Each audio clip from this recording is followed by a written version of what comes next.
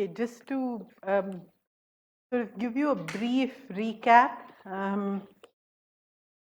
we began a discussion on the membrane cytoskeleton link as a key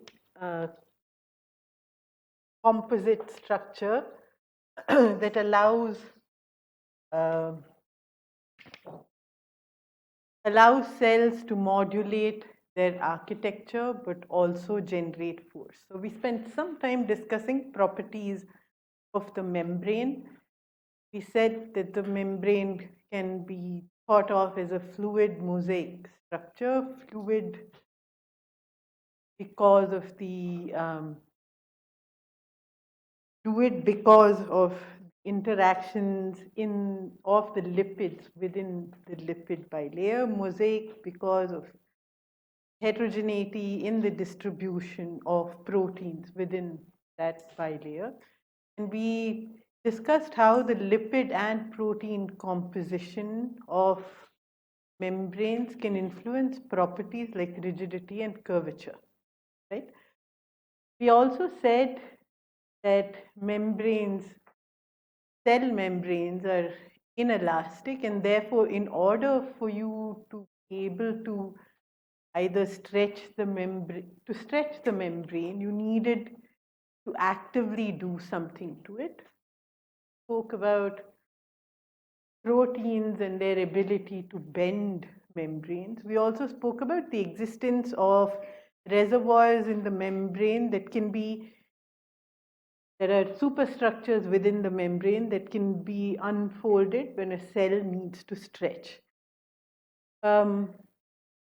We discussed functions of the membrane. We said one of its key roles is to act as a permeability barrier that governs the distribution of, let's say, chemicals between the exterior of the cell and the interior.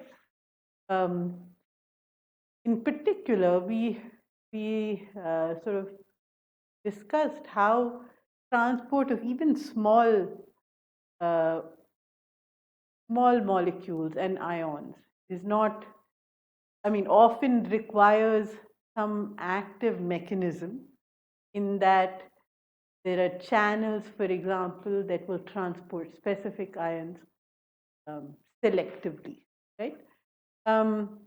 We also spoke about the membrane as being a hub for signaling pathways, the platform that allows a cell to receive extracellular signals, and we will discuss how these signals can either be chemical, electrical, or mechanical.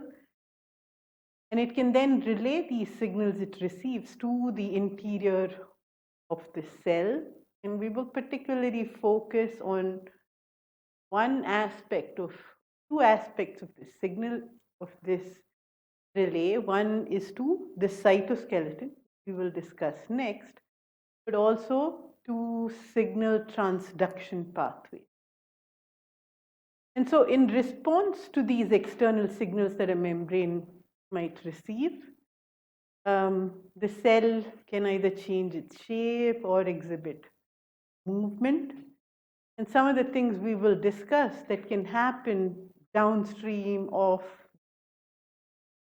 signal reception events is the activation of classes of proteins that then activate the machinery that's required to change shape or allow a cell to move. An important class of proteins that are on the membrane are adhesion molecules, and these serve to both chemically and mechanically link a cell with its neighborhood. In the following slides, we will discuss some properties of these adhesion molecules. On this cartoon here already, you see the two major classes of adhesion molecules. On the top are these molecules here that exist as dimers, meaning a green lollipop with a pink lollipop. These protrude out of this plasma membrane. So this is the cell exterior, this is the cell interior. But they also protrude into the cell, right? Outside the cell, they interact with soluble ligands that are present within what we call the extracellular matrix. And upon binding those ligands, initiate a set of events on the intracellular side through a series of proteins that can act as adapters that bind to the tails of these proteins on the inside and then link to other structures. For example, the actin cytoskeleton, right? What this allows a cell to do is to adhere to a substrate as it would need to do if a cell has to move, right? We saw that neutrophil or macrophage moving to chase a bacterium yesterday. In order for a cell to be able to migrate, it needs to have a foothold on some substrate. And that foothold needs to be modulatable. It's a bit like walking. If I just have some glue stuck to the soles of my shoe, I'll just stay here. But if I can modulate that glue so that I can lift my feet up in a coordinated way, I can actually translocate. So in the same way, this contact between the extracellular matrix and these proteins here needs to be modulatable to allow a cell to adhere and de-adhere to the substrate on which it might be migrating, right? The second class of proteins here are the cadherins. These are proteins that, like these proteins which are called the integrins, also jut out of the cell but also jut into the cell. So these are what we call transmembrane proteins, both of them. But in contrast to what happens here, the extracellular parts of these proteins actually make molecular bridges with each other so that the protein jutting out of one cell makes contact with the same protein that's jutting out of its neighbor, right? And that contact then triggers the binding to the intracellular domain of those molecules to the actin cytoskeleton through linkers or adapters. So you could say, although the two differ with respect to whether they're binding a similar molecule in the neighboring cell or a soluble ligand present within the matrix, both of them have one common feature, which is that they link the membrane to the cytoskeleton through the use of adapter proteins. And by so doing, they can chemically and mechanically link cells and their substrate. So we take a closer look at adhesion between adjacent cells. And one of the simplest ways of doing it is to take two cells that are not in contact, they're isolated cells, and then put them in contact with each other. Initially, these cells, which are spherical, will sort of make a small contact to these cadherin molecules. But over time, those contacts will expand and mature. And one of the things that you can see that accompanies the formation of these mature contacts is the change, local change in contractility due to the cytoskeleton. We'll come to contractility in a little while.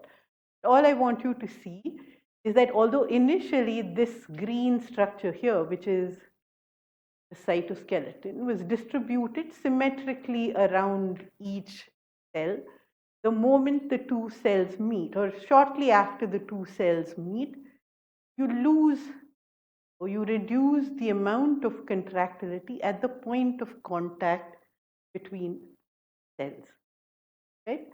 So what the formation of these bonds between cadherins on the two cells does is to actually locally regulate actomyosin contractility.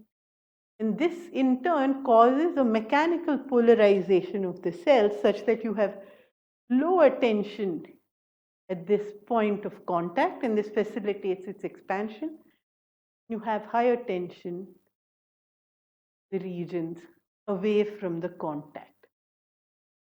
And so one of the ways in which these classes of proteins can actually influence mechanics or cause mechanical polarization is again by virtue of the fact that their intracellular domains can indirectly link to the actomyosin cytoskeleton.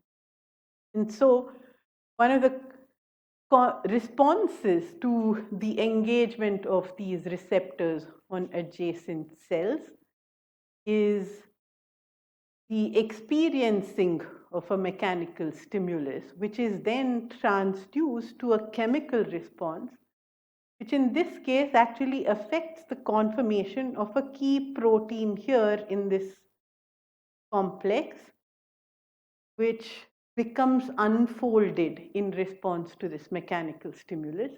And that unfolding allows it to now bind another protein called vinculin. And this combination of vinculin binding to alpha-catenin can then modulate the actomyosin network, right? So what you can therefore say is that engagement of cadherin receptors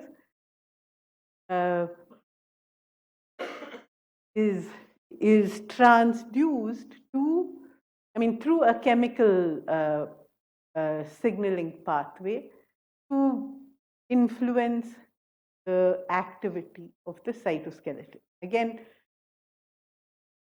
what can happen to the cytoskeleton will become more clear in a few slides down the line. Yeah. So one way by which we can actually look at how strongly these proteins, cadherins, engage with each other is by sucking up those same two cells that we allowed to make contact into these two micropipettes. Each micropipette holds a single cell. You bring them close in contact with each other, and then you apply a suction pressure to try and determine at what sorts of pressures you need to dissociate the two cells from each other once contact has been made. So in this movie, you will see these two cells that have been sucked up into two micropipettes, and you're constantly altering the suction force you're applying. Initially, the cells let's say, detach or get sucked out of the pipette until you apply a pressure that's strong enough to then dissociate the contact that had been made between the two doublets. This is a way in which, if you're looking at two cells stuck in a dish, you can figure out how strongly coupled they are by adhesion. You now look at this other class of proteins that link the substrate to the that bind ligands in the substrate and then link to the cytoskeleton. You can see that this engagement of the substrate with integrin receptors can also happen at different trends through the formation of different kinds of bonds. And depending on the kinds of bonds you make, you can exert different amounts of traction force on the substrate, right? And you can actually measure what the magnitude of these traction forces are by growing cells on a substrate that's deformable, like an elastomeric substrate that has beads in it, and then you can look at the displacement of the beads and ask what the magnitude of traction forces are. And if you think of our migrating cell that we spoke about, typically what you will see is that at the front end of the cell, right, this is the direction of migration, you'll see that high traction forces can be generated. You can also see that as the cell detaches to translocate, high traction force can be generated the tail end of the cell. And you can get a map of this by doing traction force microscopy. You begin to see, in this case, we're focusing on the leading edge.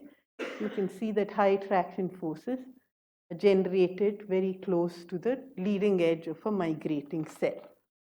So in a way, what these receptors function as are as molecular clutches. By that I mean, because you have these receptors engage with adapters that allow it to link to the cytoskeleton, depending on whether the receptors engage to the cytoskeleton or not, you can modulate, in the same way as stamping on a clutch, you can either engage or disengage the receptors from actin cytoskeleton. And by being able to modulate it, you can exert different amounts of traction.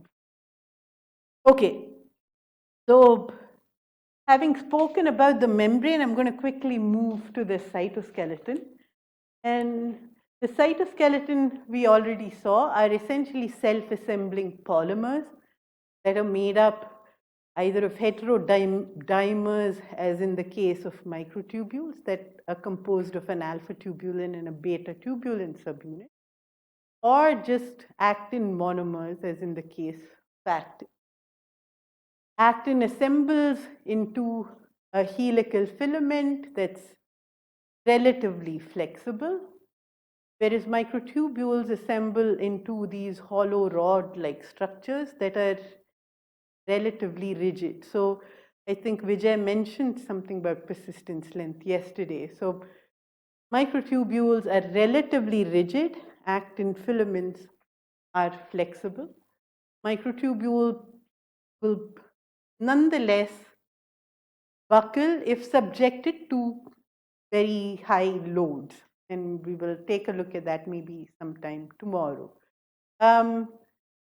Both of them use their ability to polymerize to generate force. They also use their interactions with motor protein to generate force. And if you look at actin, this monomer assembles from a small seed of, typically 3 monomers. Once you have that small seed formed, you can begin to elongate that seed to give you a much longer actin filament.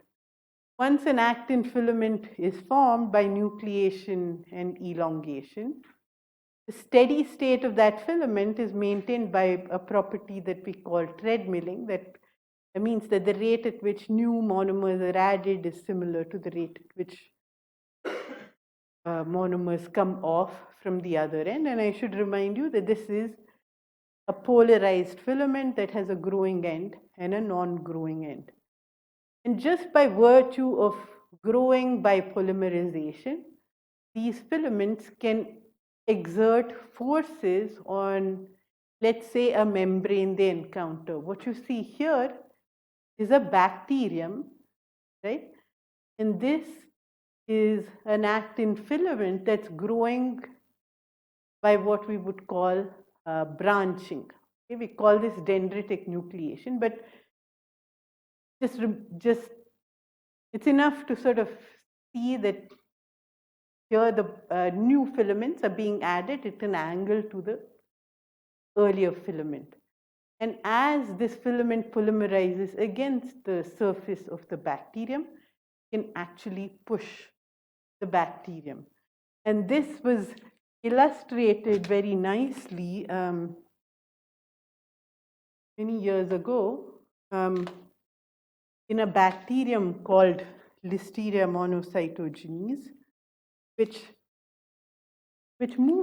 infects cells, and its motility is entirely dependent on the ability of a protein on the surface of this bacteria to hijack the actin polymerization machinery that generates those branches just beneath its surface. So all of that projectile motion of the bacteria you saw was driven by a protein that promotes nucleation of the host actin that the bacterium then uses to propel itself through the cell.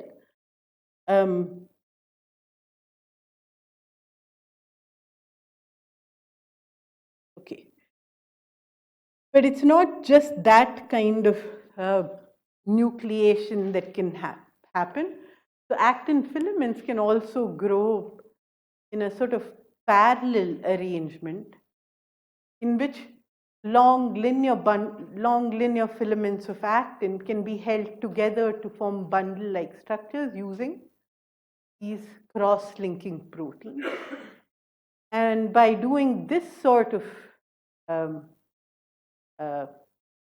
by having this sort of organization, they can protrude the membrane in these sorts of ways.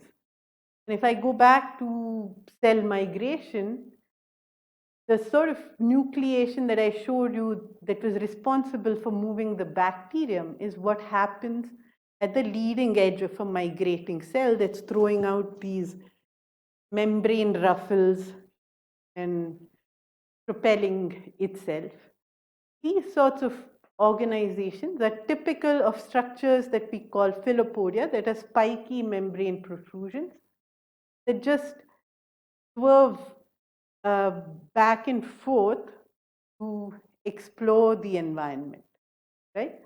So depending on how you polymerize actin, you can generate distinct types of membrane protrusions.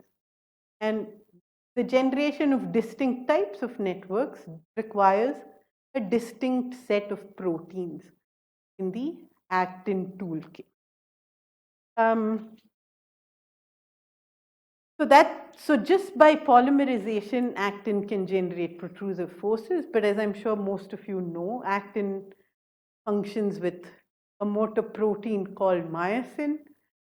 And myosin is a motor protein that has an ATPase that allows it to generate the energy required for it to move along an actin filament.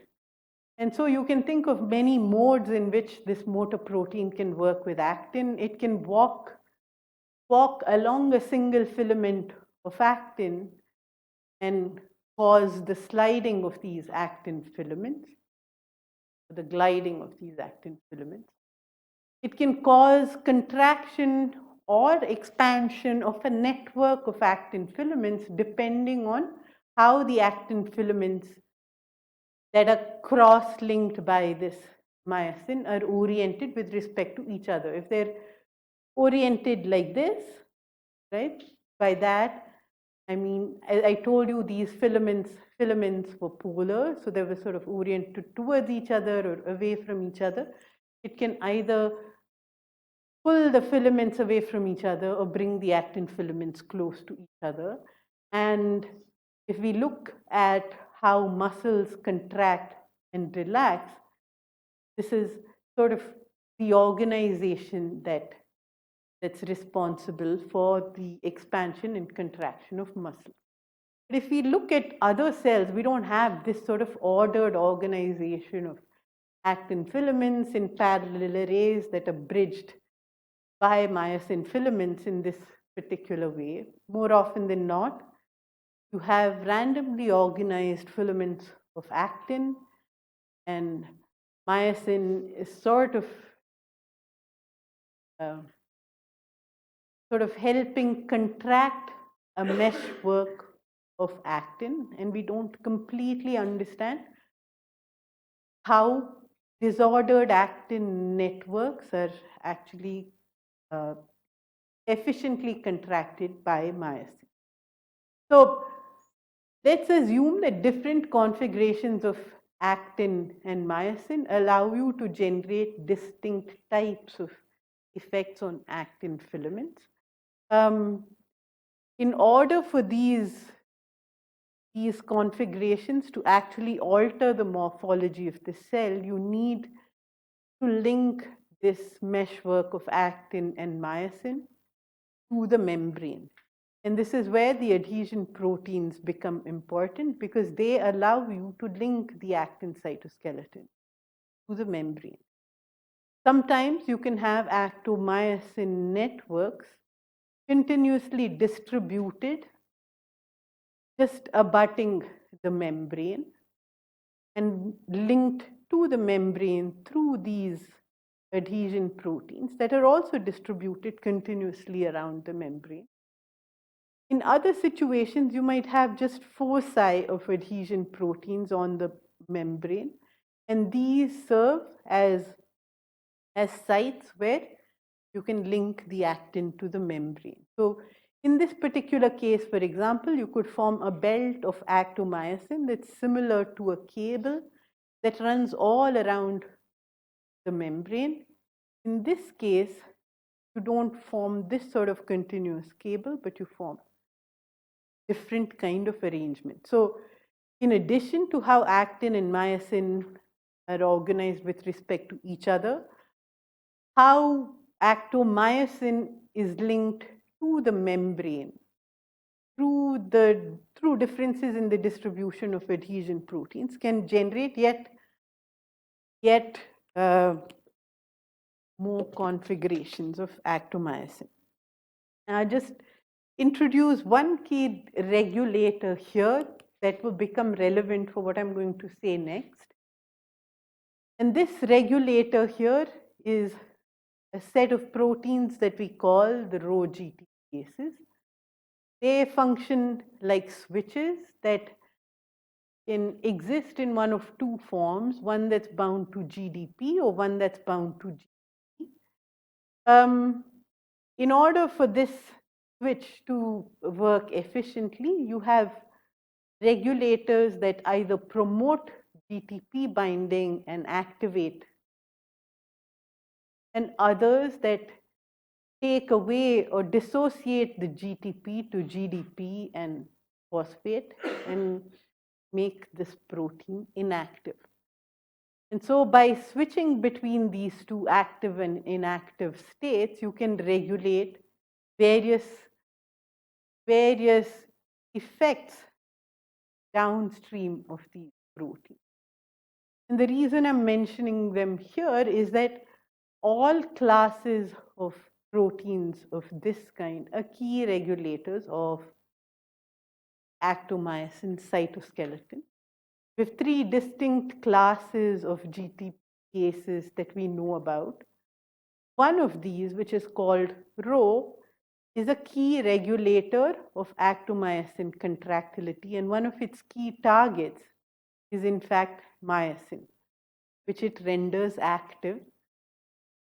The other effect that Rho has is to actually govern actin polymerization, and this is mediated by its regulation of actin polymerization.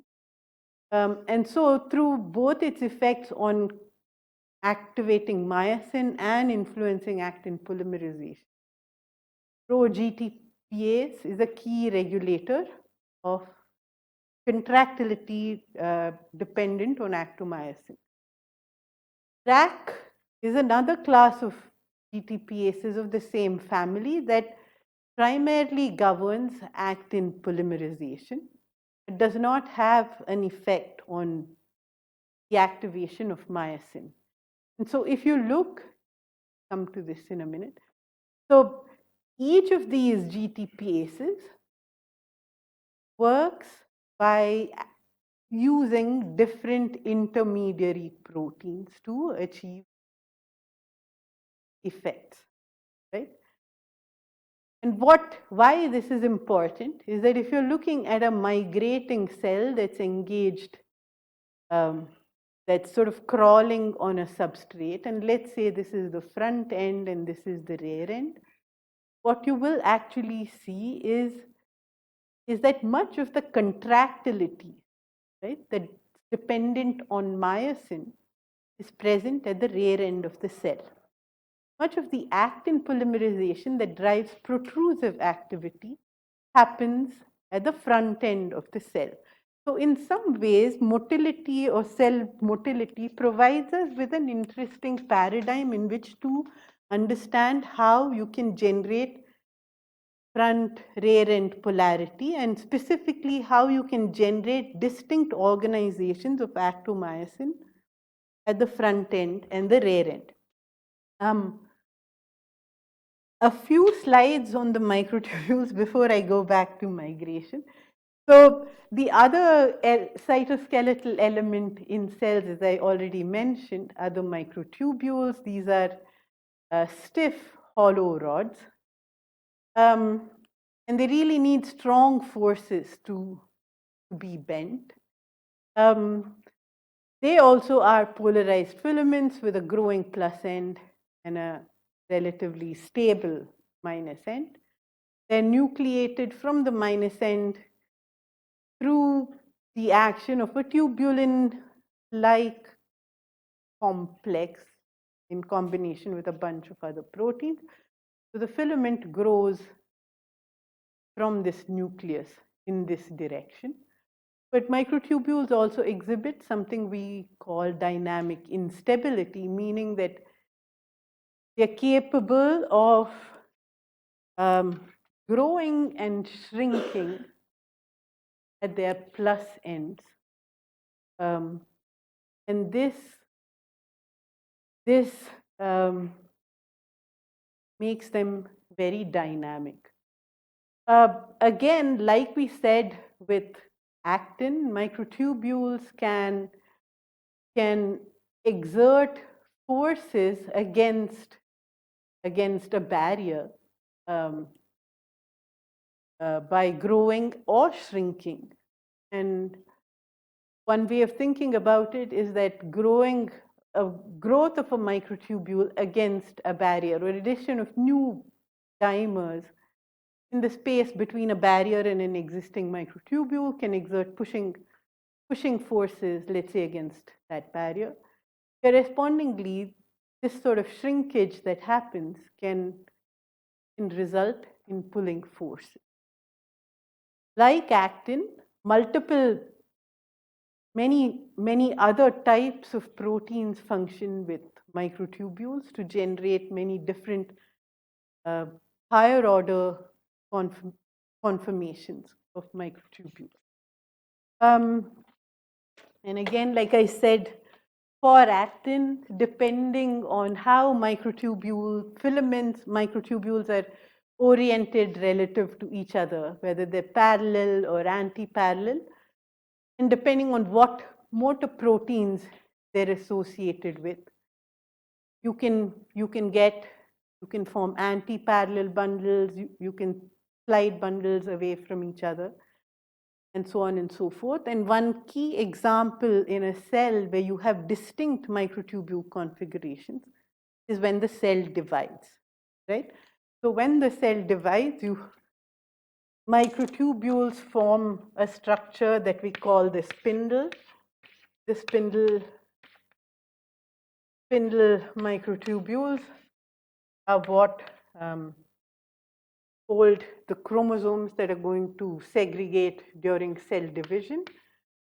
So you have some microtubules in a dividing cell will originate from two nuclei that are present at the poles of the cells, and these nuclei will have the same set of components that I showed you are required for a microtubule to grow. We have some microtubules of short length that will emanate in this direction towards the membrane of the cell, and much longer microtubules that will emanate in this direction. These microtubules here, at least at the center here, will form an anti-parallel arrangement, right? And so if you say this is the minus end of the microtubule and that's the plus end, you have the plus end here, the plus end here. So in this region here, you have an anti-parallel arrangement of microtubules. And so the way you maintain this sort of complex architecture of microtubules is through the use of distinct motors that are not there so much to allow transport of cargo on the microtubules as much as to maintain a stable configuration, stable microtubule architecture. Okay, and just to complicate matters a little bit, I will say that these systems of actomyosin and microtubules don't function in isolation, and I'm not going to go into this in much detail because I'm not going to give you examples, but I would just like to point this out from the point of view of cell migration. So if I were to just come back now to cell migration or the neutrophil macrophage crawling, essentially if you have to get that macrophage to move persistently in a single direction, then one needs to now try and explain how you can sort of achieve this. And I'll take you through a few regulators of how you can do this. So prior to seeing a bacterium or a wound, this macrophage was non-polarized, right? It wasn't moving in any particular direction. It's probably not moving very much either. But in response to some gradient, we've called this a chemotactic gradient here. This could be coming from a bacterium that's here, right? What happens is that this cell now shows features of orientation. One of the first features you will see is that the microtubules the microtubules in this cell actually become aligned in the direction of high concentrations of this gradient. And this is followed by the restriction of actin polymerization, shown here in red, just to the front end cell, right? So from a non-polarized cell, we've generated a cell that's polarized with features of cytoskeletal organization along the front rear axis. And this polarization will then actually also allow better direction sensing of the cell in response to a highly dynamic chemotactic gradient.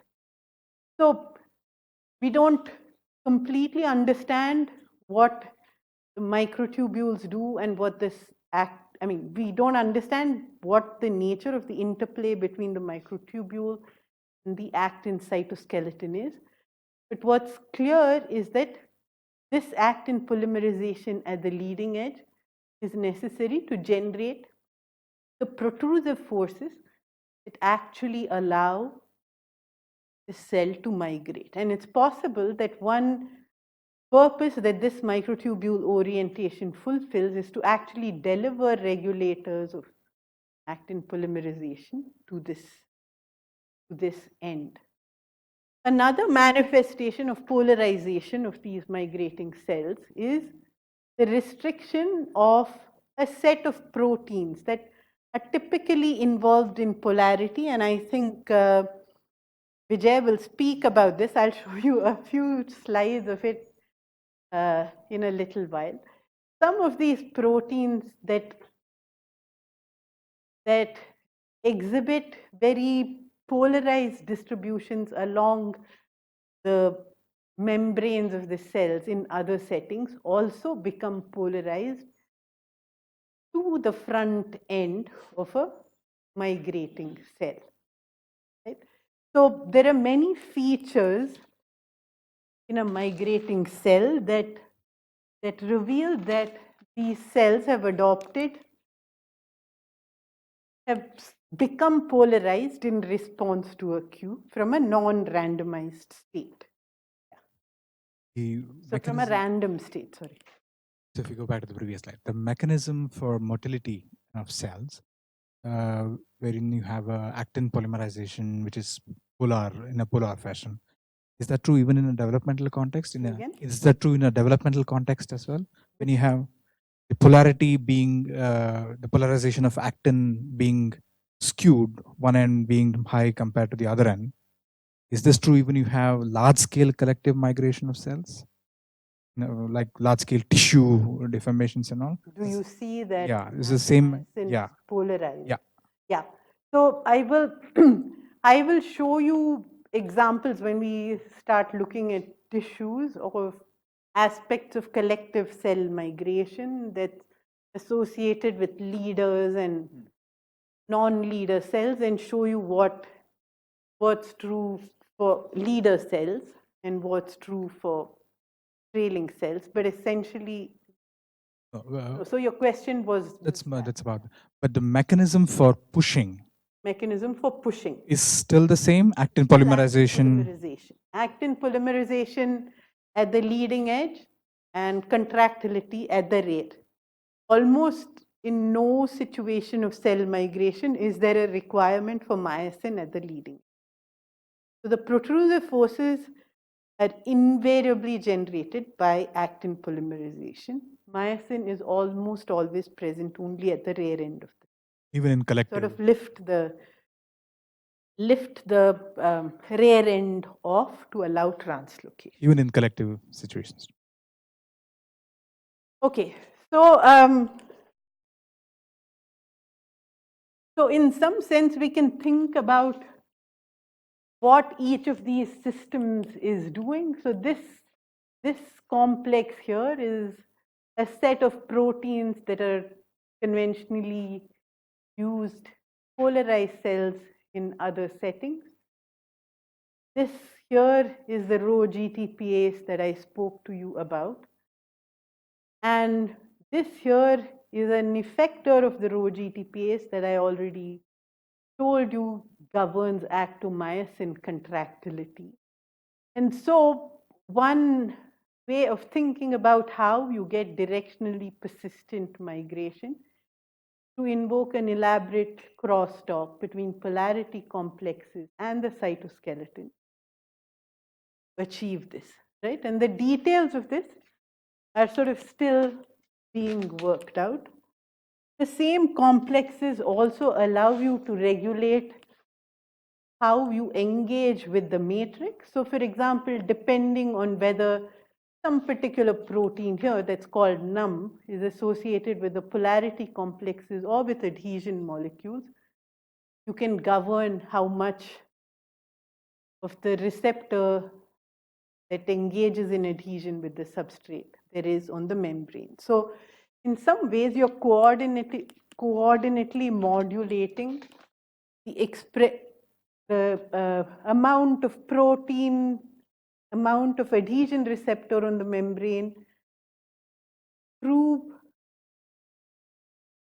the help of polarity complexes. And as we saw in the previous slide, these also govern actomyosin contractility. So really one of the challenges is to try and explain how you generate a number of distinct features of front to rear polarity in a migrating cell.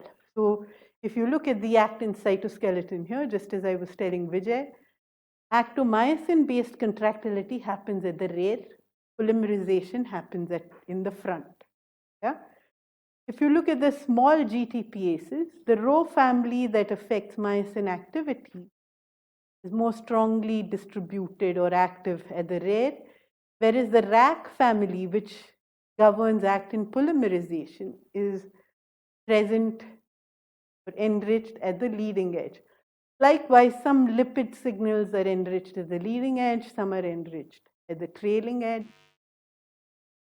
And microtubule organization also shows polarization. Okay, so they're not sort of exactly coming out of the nucleus, but we defined what we call microtubule organizing centers, which are positioned close to the nucleus in the sorts of cells that I showed you. But they're not the only place where microtubules. So if you think about cell division, and these spindles that form at the poles, these are the same sort of structures that are present close to the nucleus in a non-dividing cell from which the microtubules emanate, right? But there are many cell types in which microtubules don't necessarily emanate from these structures, but there are other such organizing centers that are scattered throughout the cell. So it's probably fair to say in a large number of cell types, that's where the microtubule organizing centers are located, and those are the ones that move to the two diametrically opposite ends of the nucleus to allow a cell to divide and assemble this sort of structure. Okay, so I think we have a good descriptive, we have good description of what happens at the front and what happens at the tail, at the rear of a migrating cell that involves both the cytoskeletal systems, adhesions, and the regulators of adhesion in the cytoskeleton. I think one of the challenges is to understand how these might work with each other to generate this polarity. And I think the nicest elucidation, or the simple, nice elucidation of how you can generate, let's say, frontness and backness, as this paper describes. See, the myosin is here at the back and actin is here in front, is to sort of is the sort of demonstration that in response to a chemoattractant that will bind some receptor, you have two distinct effects, right, of some subunits of a class of proteins called G protein dissociating from each other. Each of these G proteins has distinct effects on Rho GTPases. One of them activates Rho, the other activates RAC. If you remember what I showed you earlier, RAC is required for actin polymerization and therefore protrusiveness at the front. Rho is required for the regulation of actomyosin contractility through myosin activation. And so this will cause protrusion, this will cause contraction. If in this particular scenario, what people demonstrated was that this contraction itself negatively inhibits protrusion, and likewise protrusion inhibits contraction. So in a way, you're maintaining mutually exclusive domains of RAC activity and Rho activity at the front and the back. And you could say that this is self-organizing, because once you build up, so it's dependent on the reorganization of the cytoskeleton, right? So I guess one way of thinking about how a migrating cell develops front-rear polarity is to invoke a self-organizing system where the mutual inhibition of protrusion and contraction ensure that you build a front domain and a rear domain. And this is actually not very different from how you maintain polarized membrane domains in polarized cells. Likewise, in other sorts of settings, I'll skip this. Just take you first here to say that, cells can also switch their motility from one kind to the other, and this is work from C.P. Heisenberg's lab. And one of the things that people have shown as being responsible for the switch in the type of motility is some small fluctuation in contractility that can then trigger polarization or act as a sensitive that can sort of act. So stochastic fluctuations in contractility can then allow you to cause a motility switch. So I'm just using this as an example to say that cortical contractility fluctuations can act as a trigger, switch motility from one kind to the other. And this, combined with a positive feedback between cortical flows and gradients in contractility, maintains stable Leb cell polarization. So here, so essentially, the cells in which this has been observed are actually cells within the embryo of a zebrafish. You can also look at them outside the embryo and look at their responses to a gradient that you can provide externally using a micropipette tip. And then these sorts of experiments allowed people sort of come up with a mechanism that ties up migration and polarization. So that's sort of where I want to end the part on migration, and I'm just going to show you this one movie that Vijay already showed you, and I think he's going to show you again. Okay, I think the internet is not working, maybe because of the power, right? Because it says I can't locate the internet server. Okay, anyway, Vijay is going to show you that, but I just use a still to say that if you look at the single cell, the zygote of the worm that Vijay showed you yesterday, this is also a polarized structure. It acquires that polarity over time, and this polarity is manifest in the mutually exclusive distribution patterns of the same polarity proteins that I described in the migrating cells, so that you have a red crescent and a blue crescent that form two mutually exclusive membrane domains. And one feature you can see that characterizes these exclusive domains, again, are these mutual inhibition of one set of proteins by the other. The other feature that resembles cell migration is the fact that you have polarized actomyosin-based contractility, but you also have an asymmetrically localized microtubule apparatus.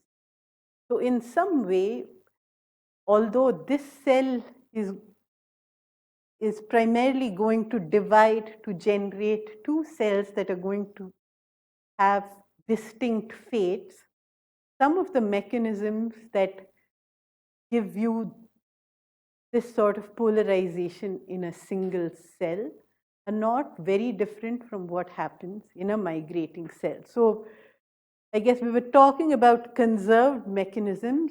I think one question that leaves us with asking is whether symmetry breaking across many systems, whether for defining,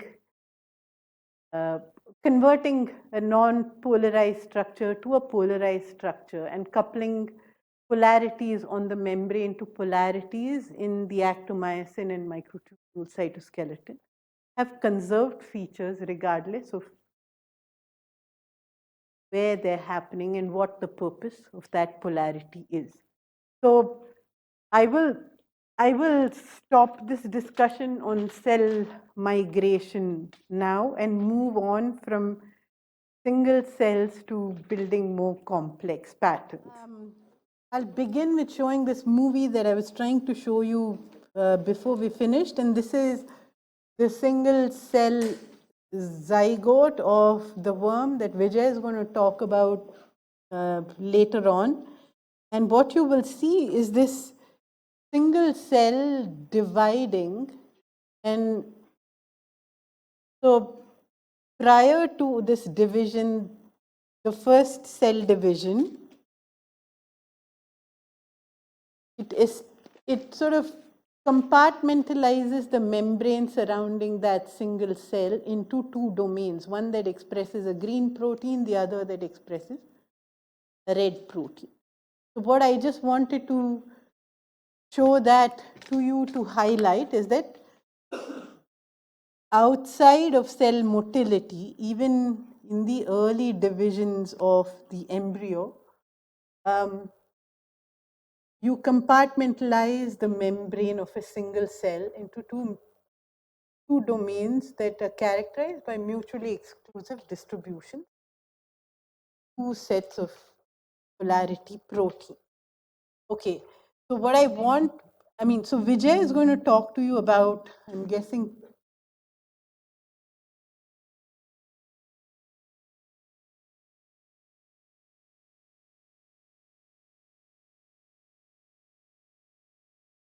in the video, we just saw that there was a foci of actomyosin near the F-actin ring. say again? In the video that you just showed, there was a foci of actomyosin near the F-actin. So here you have a polarized gradient of contractility. So this cell is not migrating, but what you have is polarized flows and polarized actomyosin gradient. So unlike a migrating cell where you have protrusive activity at one end and contractility at the other end, here you have a contractility gradient. So those foci contain both actin and myosin. Yeah? So we will discuss other examples where depending on what the cell needs to do, you might polarize different kinds of actomyosin structures. Yeah? And when we look at tissues, we will see how you polarize that to single interfaces. By that I mean contact sites between two cells, not all the interfaces that a cell has. Okay, so from that polarized zygote of the C. elegans embryo, I'll try now move to asking how do you shape whole organisms. And I will do that by starting with the organism as a whole and then going down to how you shape individual tissues in the organism. So our understanding that genes and the products they make can actually pattern whole organisms came from work by Jani Nusslein-Volhard and Eric Wieshaus through what we call genetic screens done in Drosophila. So again, for those of you who are not biologists, I'd just like to point out that one way by which we understand what a gene or a product of that gene does is by making what we call a mutation. By that, I mean, if you take away that gene product, what fails to happen in that embryo, right? So we infer gene function by looking for the effects of the absence of that gene product on normal functioning or some normal development process.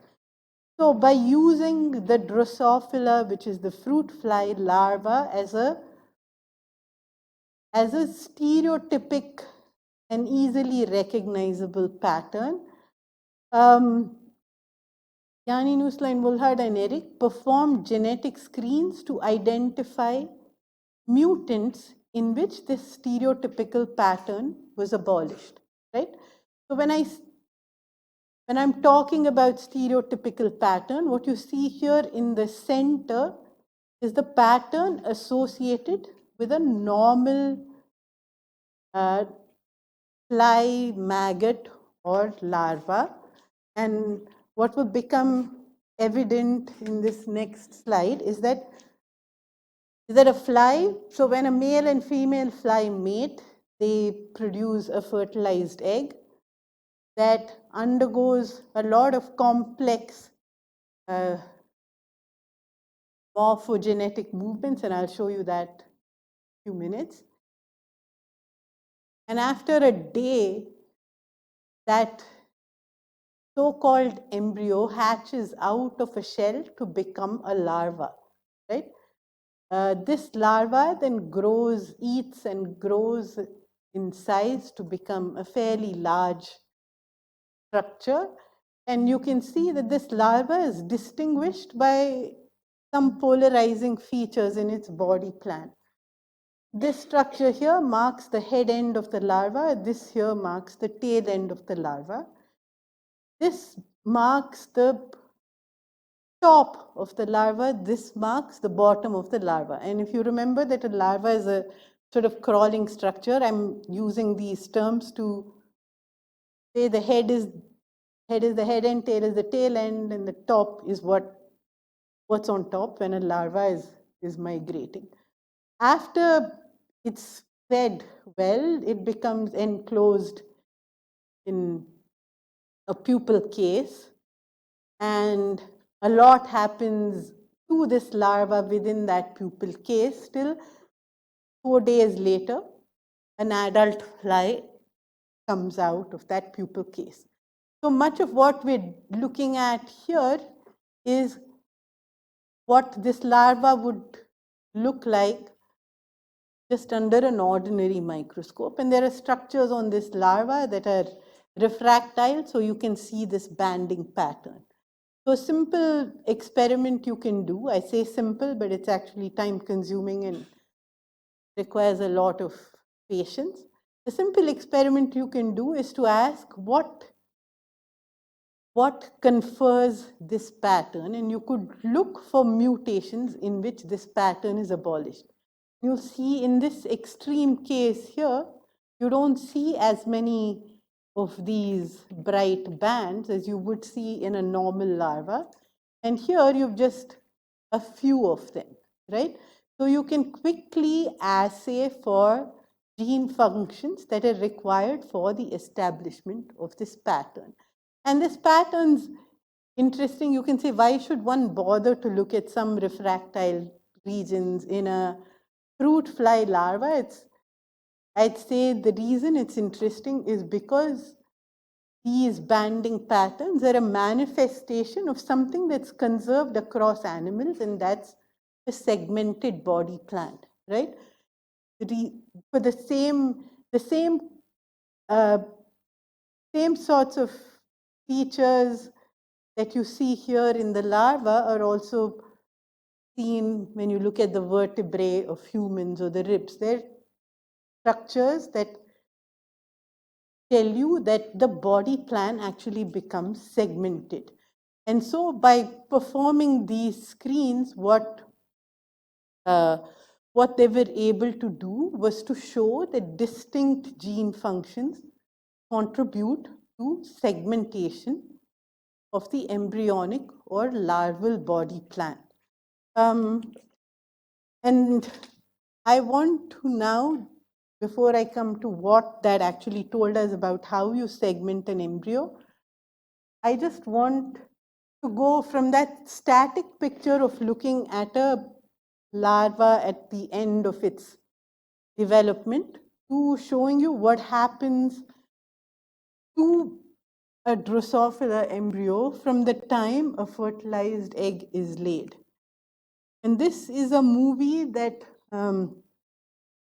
that was done again on a very sophisticated microscope by Philip Keller's lab in Janelia Farm, where every single nucleus of the fly embryo is labeled.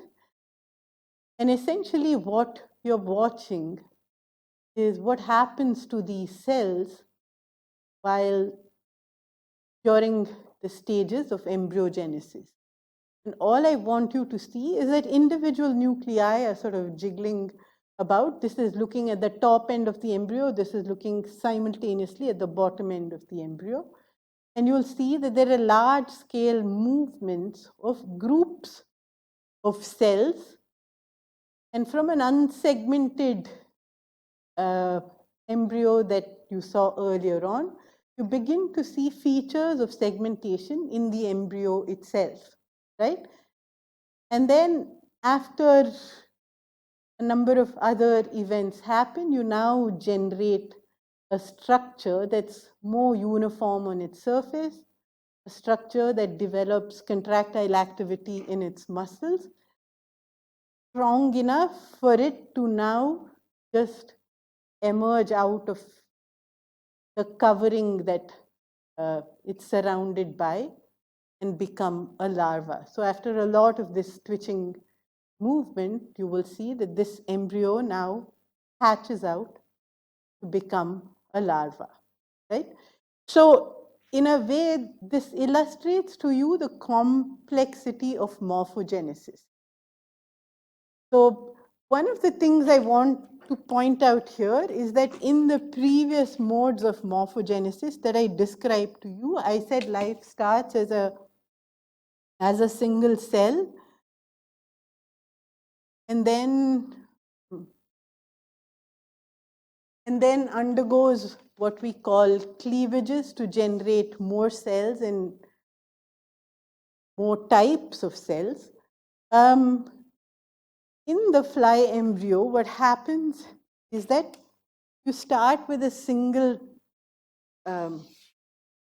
cell, which is actually the cell in which the nucleus of the oocyte has been fertilized by the sperm. This undergoes several cycles of division to quickly generate large numbers of cells, right? But these divisions are unusual in that the nuclei divide into two, but they don't surround themselves with membranes. So the early stages of a fly embryo is just a bag of membrane that's filled with lots of nuclei, thousands and thousands of nuclei. At some later point in development, these nuclei kind of migrate to the periphery of that structure to create something that looks like this, right? By that, I mean the nuclei migrate to the periphery of the structure, and then membranes start forming around each nucleus, so that you now go from a bag of nuclei to having an embryo that's made up of a single sheet of cells, right? So from a bunch of nuclei that are sort of strewn around in a bag of membrane, you create an embryo that now builds membranes around nuclei once they've moved to the periphery, right?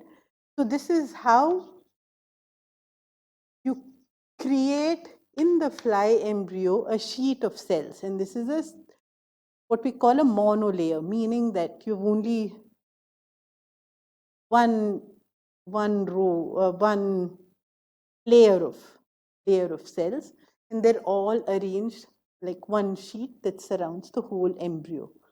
What's in between here is is the yolk that was present from the egg to provide the egg and the embryo nutrition, right? So you could say that the early stages of the fly embryo are, of course, marked by cleavage of a single nucleus, but the cleavage initially results in an embryo that we call syncytial, meaning that it has multiple nuclei all surrounded by one membrane. And from this stage, we move to a stage that's cellular, because each of these nuclei has now become surrounded by its own membrane. Yeah.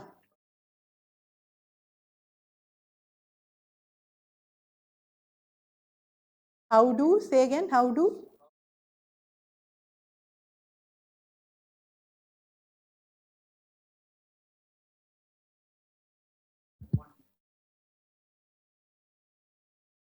Okay, you're asking how do you space out the nuclei? How do you build membranes around it? I'm asking like, how do the shell make sure that only one nuclei is included in the cell and not more than that?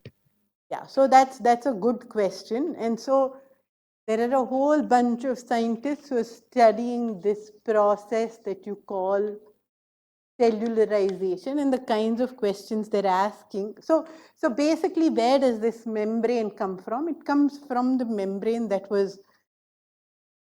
surrounded the nuclei in the first place, right?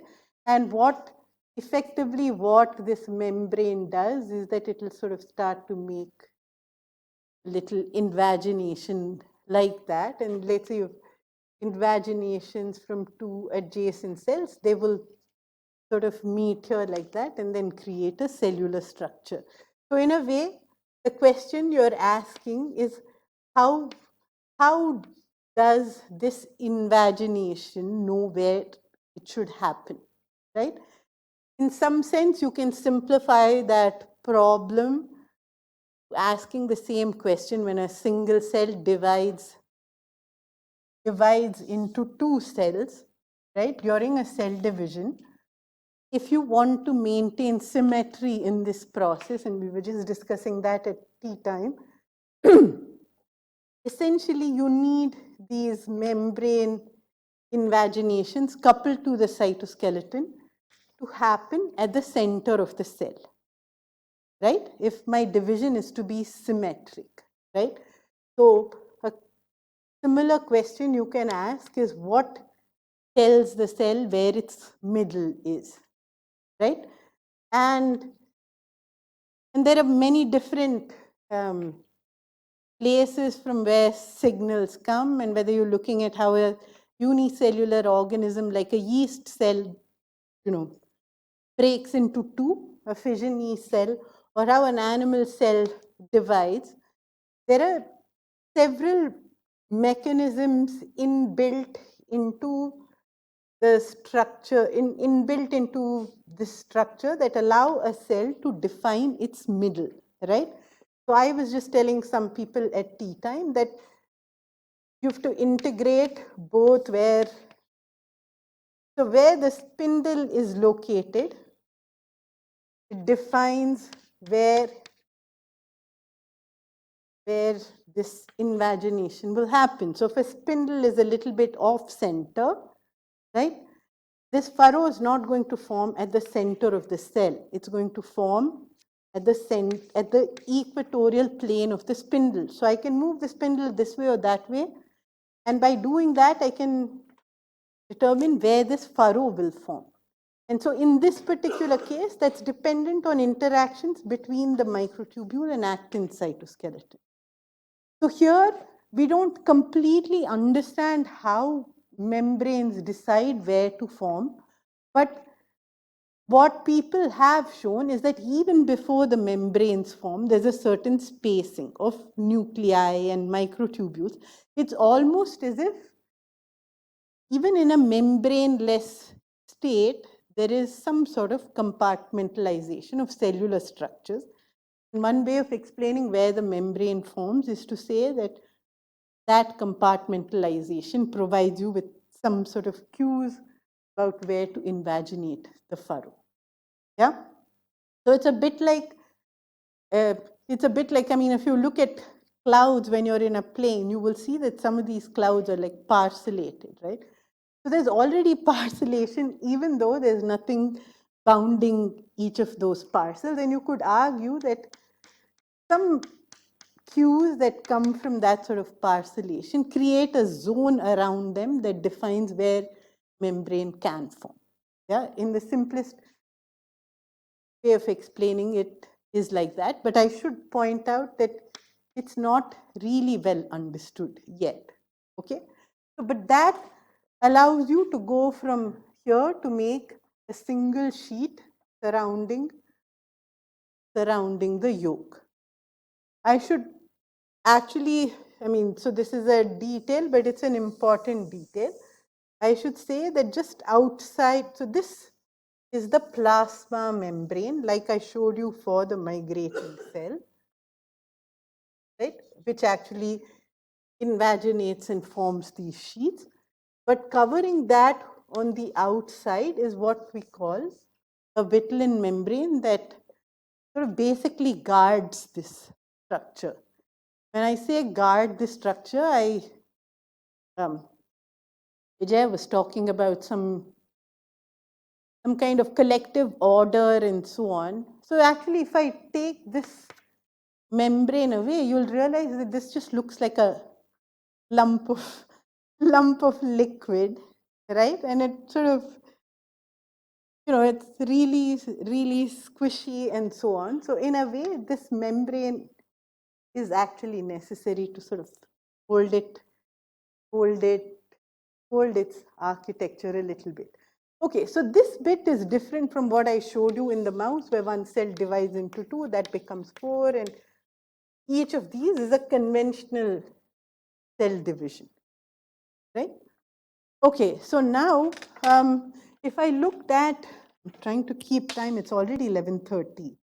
Okay, I have 3 minutes left. So I'm just going to leave you with what I'm going to cover in the evening's class. So if I now look at this embryo, I can define several axes along which it's polarized. One is this axis, which is the head to tail axis, so that in the adult fly, this part becomes the head and this part becomes the tail end.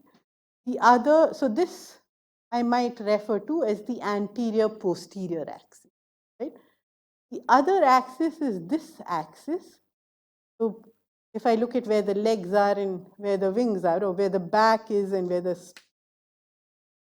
tummy is, so this part here is what I would call the dorsal.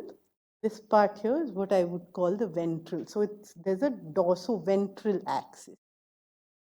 I would also say there's a lateral axis. By that I mean there's a right and left side of the embryo, even though it looks symmetrical about that axis in the cartoons that I'm showing you. And I will also show you that in the way this animal is polarized, there's also an axis that distinguishes the ends of the embryo from the rest of the embryo. So what I will do this afternoon then is to try and take you through how you begin to polarize, how you begin to generate axes at the scale of a number of cells. Because remember what I showed you with cell migration and C. elegans was polarizing a single cell. We will now look at what mechanisms allow you to polarize, create globe axes of polarity that span a large number of cells. So I will stop here and maybe let Vijay continue, and I will pick up on this in the afternoon.